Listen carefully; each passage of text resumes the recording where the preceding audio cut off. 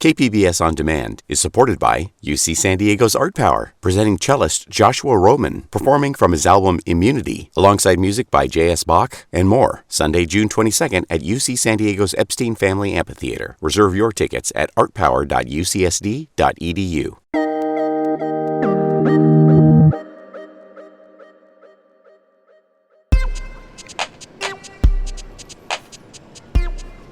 So I'm out here just outside the KPBS studio on the San Diego State campus, asking mostly students. Hey guys, my name's Anthony. I work for KPBS. I'm a podcast producer. Can I ask you one question really fast? Okay. So imagine you are an artist, a musical artist, and you have a song on Spotify with 5 million plays. Right. That's a lot. Like, that song would be in the top 0.3% of songs on Spotify. Yeah. And so say you don't have a manager or a record label. Yeah. So you get all the royalties, like you get all the money that Spotify pays out for that song. How much money do you think you'd make off that song? Okay, think about it a second. Come up with your own guess. Here's what people said. 500,000. 500,000? Yeah. What do you think? Like 700,000? Somewhere around $300,000 to $500,000. 5 million. 5 million? Yeah. It's like $50K. Maybe like $80K. Okay. Yeah. I don't know, maybe like 300,000. Okay. Yeah, that's my guess. We'll reveal the answer soon, so stay tuned. But one minor spoiler, we crunched the numbers with a San Diego musician who's had that exact kind of hit. And the answer, not a lot. Honestly, doing that math in front of you just makes me so angry and emotional. I think that's why I don't engage with it too often, because it's so heartbreaking. And I had the luck of getting one song into those numbers. It's really hard to get those numbers. It's the shooting star kind of thing. Julianna Zachariou has been one of my favorite local artists for years. As a songwriter, she's able to capture this mix of anthemic melody and relatable, honest, and sometimes strange detail. She still got salt in her old sneakers, just to remind her that she used to have adventures.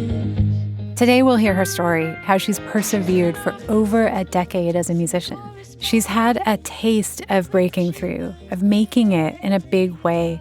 But the way the music industry works has shifted beneath her feet. And like most musicians today, she has to be scrappy to get by.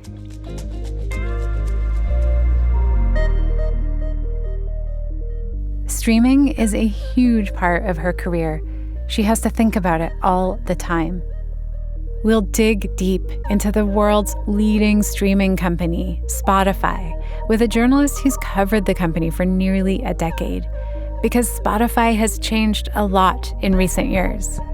You may have noticed that using the app has recently started to feel more like TikTok, more algorithm-driven, fewer choices to make as a user. That's a calculated shift by Spotify, and it's impacting not just artists like Julianna, but also listeners like us. From KPBS Public Media, this is The Finest, a podcast about the people, art, and movements redefining culture in San Diego. I'm Julia Dixon Evans.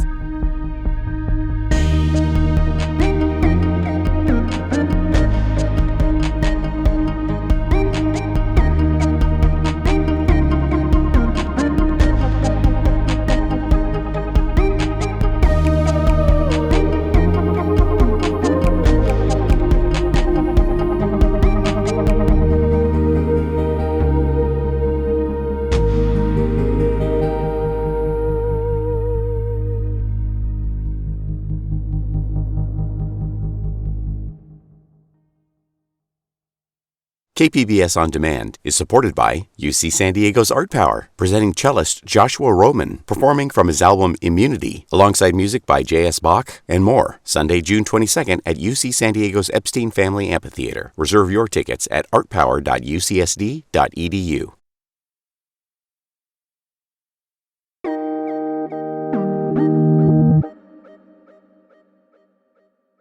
Can we start?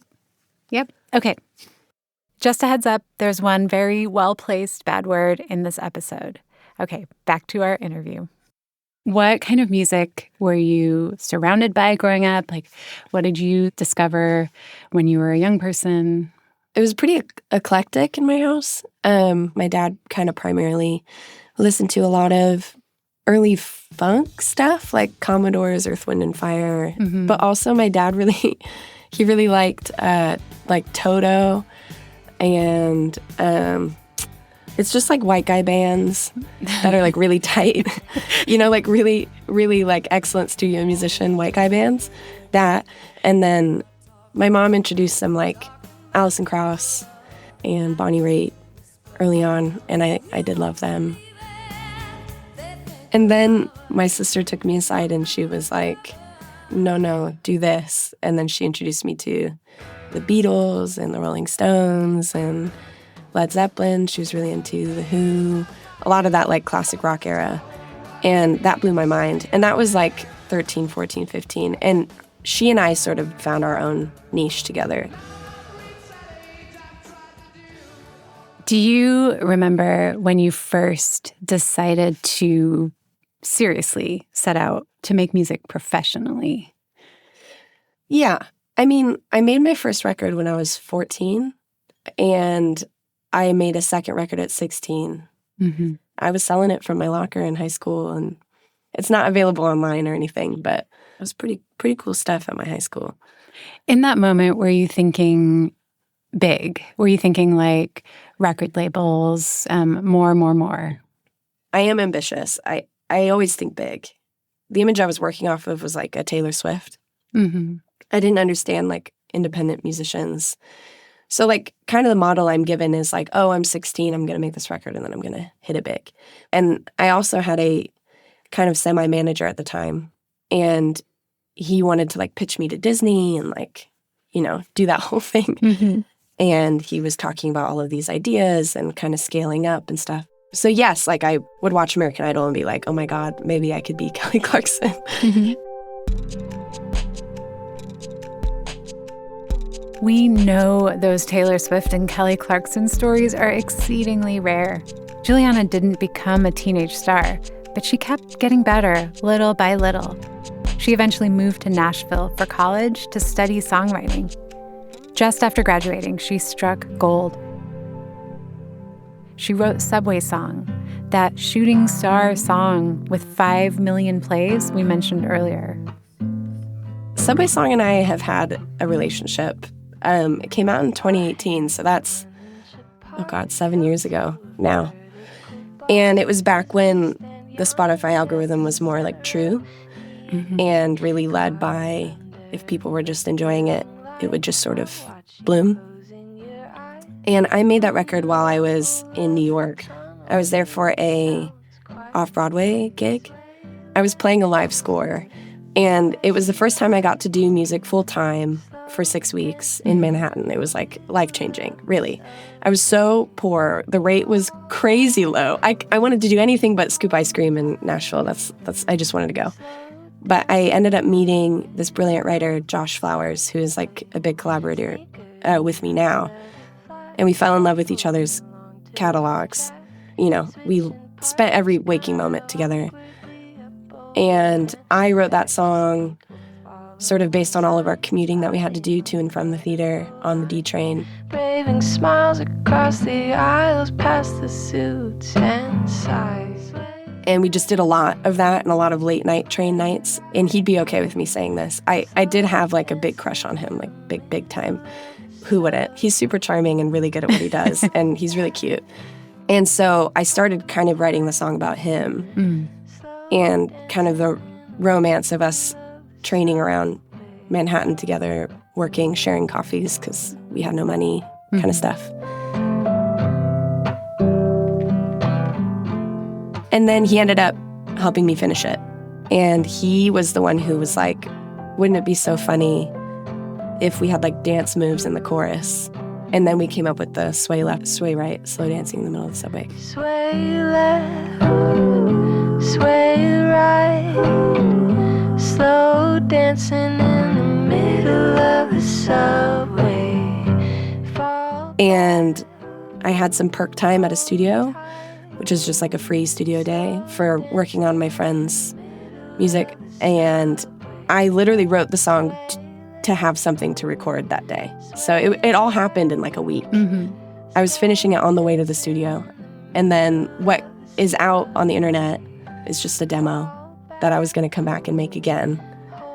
And he did like this low pass filter thing on it and said, I think it's done.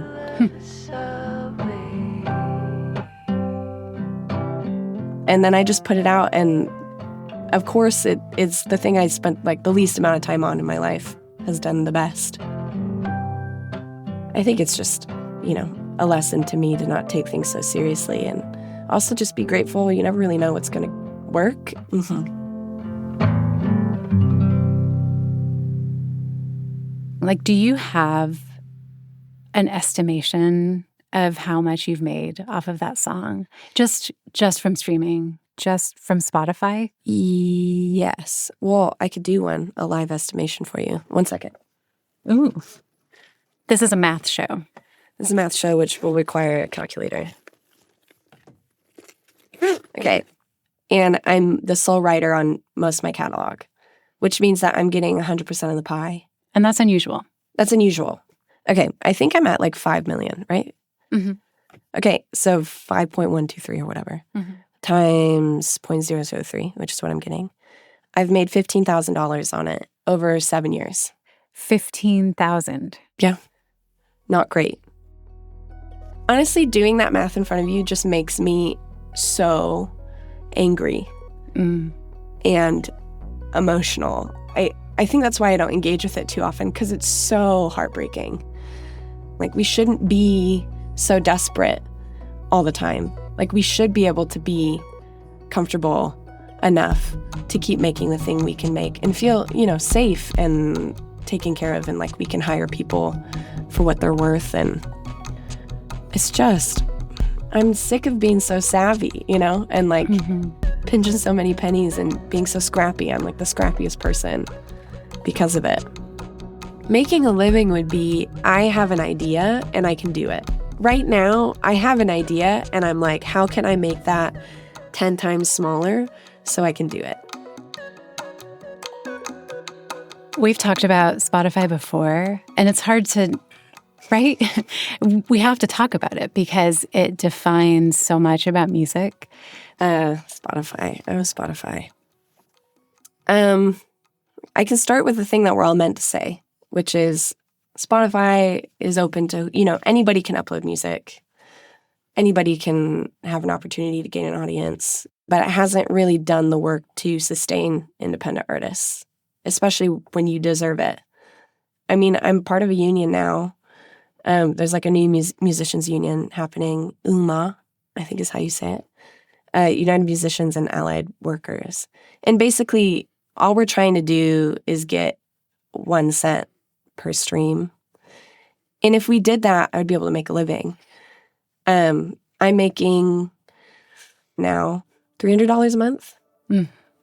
And that's pretty good. That's pretty good, all things considered. In my best playing days was during COVID, strangely enough. I had 100,000 listeners a month during that, which is the most I've ever had. I have like 30,000 right now. If during COVID, if I was receiving a cent per stream, I would have $30,000 a year in royalties to live off of, which is huge, which would have changed my life. The numbers can be baffling. On the one hand, there's how much artists are getting paid per stream, and that number is not a constant. It varies based on complex factors and how many people are taking a piece of the pie. Then, on the other hand, there's the number of streams they get and how those numbers fluctuate, and that can be perplexing in its own way. Julianna made an album in 2022 called Hero of Your Heart. It's a total evolution in her songwriting and musicianship, the complexity and texture of the music, the nuance and detail in the lyrics. And within each song and the album as this whole work of art, she mixes sadness with a little hope. She invested $9,000 of her own money into it, which she scraped together by working at other artist shows selling merch, teaching for brief stints when she's not on tour, and saving whatever she makes from streaming by eating a lot of frozen peas and peanut butter sandwiches. She couldn't afford to hire musicians, so she played every instrument on the record herself. She poured everything into it. But still, for whatever reason, despite all that effort and accomplishment, the album didn't take off like her earlier hit, that demo she made in just one day.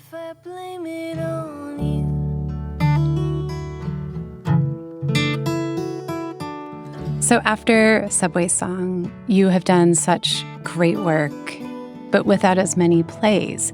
I mean, do you still look at it as like, it is a gift to have a song that stuck? Or is there some feeling of it being kind of like a letdown that you're not still reaching that? Is that something that you think about?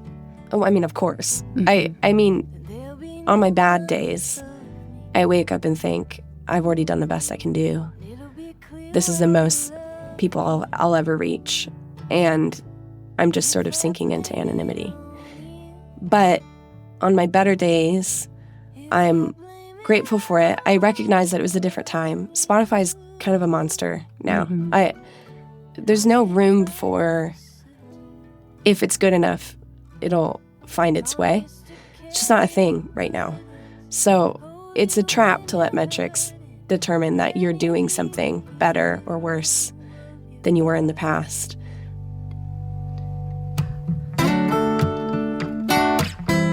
And obviously I want my numbers to get better, but the tools we have to get that done, basically it's based on your finances. And if you're not making enough in the first place, you can't invest the money to get it, preferential treatment in the algorithm or whatever. Mm-hmm. So yeah, fuck numbers. Honestly, can I say that? I'm sorry. Forget numbers. They're just, you can't let them get in your head.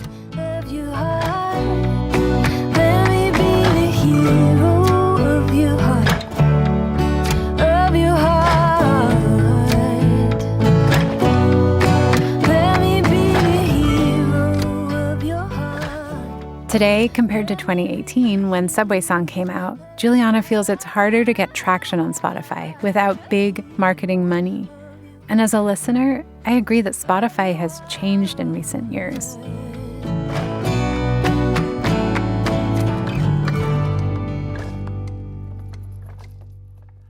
My main complaint is that Spotify got boring. I used to love the playlists and radio stations, but it feels like I'm not finding new stuff anymore. Now, the songs it serves to me are repetitive. So I called Liz Pelly, author of Mood Machine, The Rise of Spotify and the Costs of the Perfect Playlist. I wanted to see if Liz could explain my concerns and Julianna's.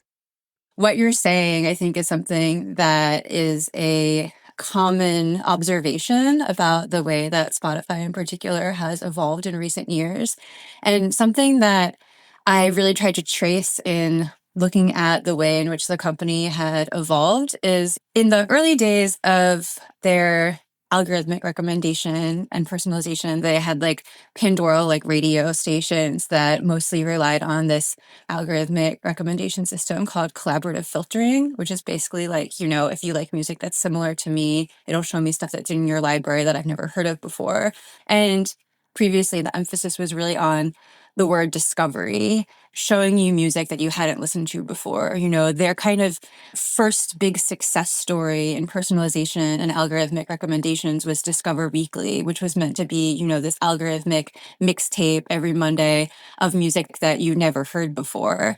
At a certain point, when you open Spotify, when you were looking through the browse page, it almost became hard to even find the Discover tab, which had really taken a backseat to what they started calling Made for You. And I thought this was so interesting because in some ways, Discover and Made for You can kind of seem similar, but they're actually completely different. So I was not imagining things. And Liz pointed out that this is really just Spotify doing what many tech companies are doing now, designing their products so that we, as users, don't have to make any decisions. A frictionless experience. A lot of it seems to really have to do with the influence of TikTok, proving that there was almost sort of a consumer desire to have this extremely lean back experience where you just open the app and the interface is just kind of immediately showing you this hyper personalized feed of stuff that is based on your listening habits, that is, tailored directly to the kinds of stuff that you're interested in. But on Spotify, it seems like, what that is mostly meant is just that people are often being served back their music taste, or they're being served back what they already have listened to, much more tailored towards just engagement, retaining you on the platform, showing you stuff that you're, likely to hit play on and not hit skip on. It does take some effort and curiosity to give a new artist a chance. However, it takes very little cognitive energy to listen to Espresso by Sabrina Carpenter for the 100th time. Is it that sweet? I guess so. And Spotify counts on that. They feed us those kinds of songs, which is bad for discovery, making it much harder for lesser-known artists like Julianna. That's one factor. But as she suspected, there's something else going on. Payola is the age-old practice of a record label or anyone else paying or bribing a radio station to play a particular song. In the U.S., it's illegal. But Liz's reporting has raised concerns that what Spotify is doing now is getting dangerously close to a kind of digital payola. They're not exactly the same as payola, but Spotify refers to itself as a two-sided marketplace, where on one hand it says that it's selling a product to listeners, subscriptions, and on the other side it says that it's selling a product to artists, which is promotional opportunities. Spotify calls this marketplace. Marketplace is the side of the company where it sells things like banner ads, things like discovery mode, which is a part of the business model that asks artists to accept a lower royalty rate in exchange for algorithmic promotion. And then there's Spotify's editorial side, which is basically playlists they curate themselves. These are hugely popular and can launch artists' careers. That's where things start to get murky. Liz told us that the lines between paid promotion and editorial decisions can start to blur, even if there's no official pay-for-play system. Something that people who work at independent labels were starting to tell me is that when you both have the editorial ecosystem and this paid-for marketplace ecosystem happening at the same company, these conversations started to bleed into each other, where it's not like you have to buy the advertisements on Spotify in order to get editorial placements, but it starts to get looked at like, well, if you're not spending money on ads on this song, it can't possibly be that big of a priority for you. So, why should we promote this in our editorial ecosystem? So I think that what maybe in the past seemed more like a pure editorial ecosystem has started to be impacted by these other conversations that also happen between the labels and the marketing teams in the realm of marketplace. We reached out to Spotify to run some of the ideas in Liz's book past them. Overall, they said the book contains, quote, inaccuracies and misinformation throughout. Specifically, they told us that their editorial team operates entirely separate from Marketplace and strongly disputes the comparison between discovery mode and payola. Spotify claimed it's a transparent system, and those songs still need to perform well with listeners to take off. One thing they can't dispute is that on Spotify, the top artists rake in an enormous portion of the streams and income. A Rolling Stone report found that in 2020, the rapper DaBaby got more streams on his own than the bottom 90% of artists on the platform combined. And in a system where top artists dominate, it's easy to feel like money talks. In California, an artist needs over 700,000 streams per month to earn the equivalent of minimum wage from their streaming income. That's a lot. Even at her most successful period, that's still about 3 times as many as Julianna was getting. In this system, if you don't have big money, uploading a song to Spotify is kind of a roll of the dice. It's really unpredictable, and that's totally unsustainable, like trying to have a career in music or any field shouldn't feel like playing the lottery, but often it does. And for most independent musicians, you don't hit that jackpot. Relatively speaking, Julianna is actually doing pretty good. She said she earns about $300 a month. The bottom 97% of artists on Spotify average just $14 a month. Still, Liz is optimistic that UMA, the musicians union Julianna is a part of, could help reform Spotify's payout system. We know what the world loses when musicians can't afford to make art. But Liz writes about all kinds of other ways that the modern streaming system impacts our cultural landscape. There's more bland, short, inoffensive songs, just good enough to not be skipped. There's cheap stock music that's been rebranded under the name of fake artists, and Spotify can pay even lower royalties for that. But there's also a way in which it makes music more individual, less communal.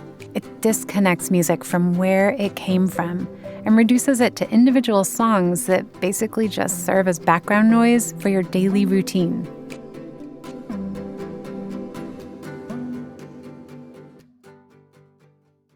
KPBS On Demand is supported by UC San Diego's Art Power, presenting cellist Joshua Roman, performing from his album Immunity, alongside music by J.S. Bach and more. Sunday, June 22nd at UC San Diego's Epstein Family Amphitheater. Reserve your tickets at artpower.ucsd.edu.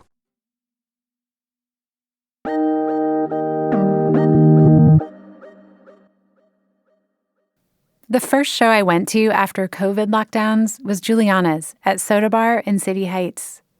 It was emotional, of course, the first time I'd been in a crowd in months. I went alone, but I felt so connected with that room full of strangers. It was such an overwhelming and unexpected intimacy. I approached the merch table that night and met Julianna, and I've followed her career closely ever since. I'd call her a friend. That show was basically the complete opposite of turning on an automated playlist where you listen somewhat absent-mindedly and know very little about most of the artists. When you spend time with an artist and you spend time with a catalog and you hear their songs over and over again, it's hard not to love them. People in this community who I've gone to support and watch their live show around town over the years, you start to create a relationship with the music that they make and their stage persona and the kind of energy that they bring. I love to heckle my friends while they're in a positive way. And just like sing along and just feel them do the thing. And I don't know, I'm just so grateful that people are willing to spend the time to go out and do this over and over again on a small scale. You know, the glory isn't really there, but the community really is. Go find these people, you know, spend some time with them. Sway left, sway right, slow dancing in the middle of the subway, fall back, hold tight. Okay, a healthy music economy. What can consumers of music do to make an impact and bring that, anything close to that healthy music economy? It's not their job. It's not their job. They're not the reason why we're struggling. It honestly pisses me off that I have to be like pleading with the community to like care. Obviously, go to shows, especially local shows, you know, $10, $20 a ticket, that kind of level, that makes a huge difference. I don't know. The impetus really isn't on the listener. I was saying like people are trained to not value music, and I understand why you're asking that. But that's not their model that they created. That's a big business model that's been created. I mean, we need it to be codified. We need an actual streaming rate to be codified. And this is something that has happened that I learned about when I went to school for music. I had to take some music tech history, whatever. And most things the phonograph is created, And then people are bootlegging records. And then the law catches up and is like, hey, actually, copyrights exist. You can't do this. You can't just sell somebody else's music or just take it. There are certain things you need to do. And this person makes this much money. And that's been, that's followed all of the tech advancements. We have yet to have anything codified. The streaming rate is different per platform. Yeah, I mean, we need laws, baby. We need big guns. We need something that we can point to and be like, this is illegal. What you're doing is illegal. And the fact that there are people who are recognizing the actual labor rights issues, it makes me feel legitimate in my job. And doing music isn't just a privilege, It's a job that I do. It's a service that I provide. And it's something I've put my whole life into. Julianna is right that any solutions are way beyond the consumer. In order for lesser-known musicians to be able to make a living off their recordings, we need legislation. UMaw has helped create that legislation, the Living Wage for Musicians Act.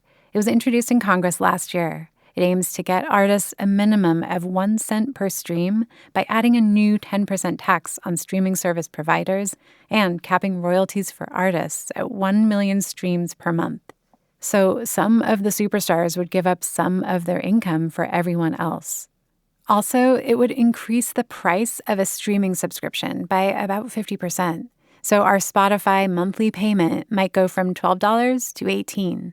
But it'd mean that Julianna's monthly income from streaming, for example, could go from $300 a month to $1,000. But beyond legislation, there are things that we, as listeners, can consciously change about our listening habits to better support artists and just deepen our own connection to the music we're listening to. Liz Pelly says buying physical and digital media and building your own music library helps. Or she suggests starting listening clubs, kind of like a book club, but for albums. And of course, there's speaking out about the facts. This is a democracy, after all. And when people hear how much streaming really pays, it can strike a chord.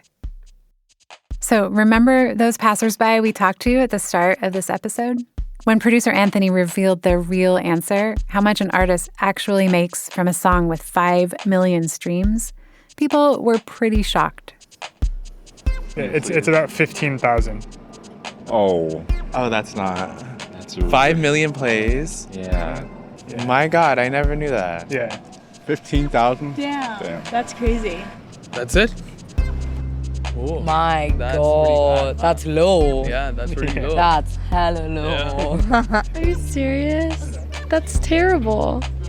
I was way off. If you're beginning your career to be an artist, you'd have to have 2 jobs, 3 jobs to make a living.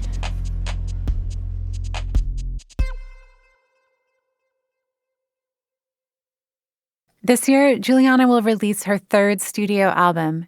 To make it, she turned to GoFundMe.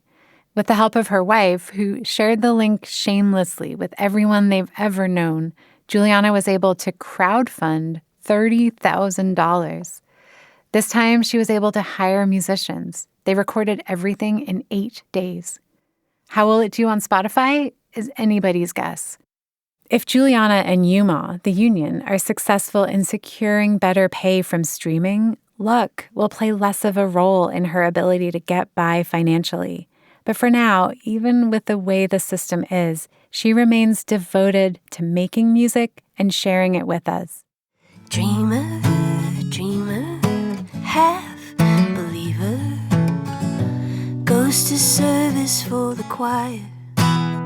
She brought her guitar to the studio and played the title track on her new album, Dreamer, Dreamer.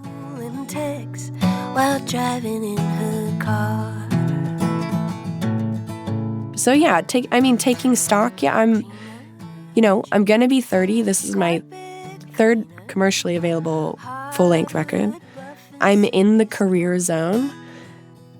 I do want something to change with this record. In the moving towards I feel like I can do this for a bit longer. I just need every record to feel like I can do this a bit longer. Do you think of yourself as a dreamer? Big time. Big time. Look at me. I'm surviving on like a penny a day, and somehow I'm thriving.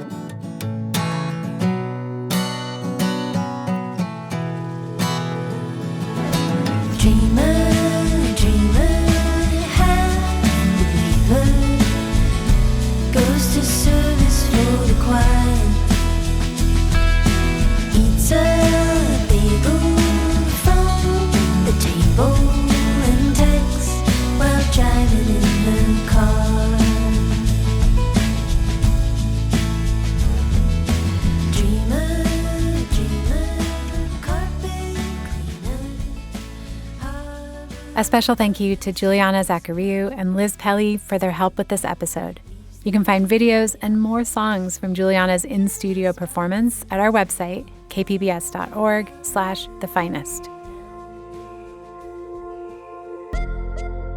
Next Thursday on The Finest, when better sleep and a CPAP machine steal a painter's muse, how does she find her way back to art? And in wanting to have sort of a better relationship to sleep health, I was losing the thing that gave me my paintings. The Finest is a production of KPBS Public Media. I'm your host, Julia Dixon Evans. Our producer is Anthony Wallace, who also composed the score. Our audio engineer is Ben Redlosk, and our editor is Chrissy Wynn.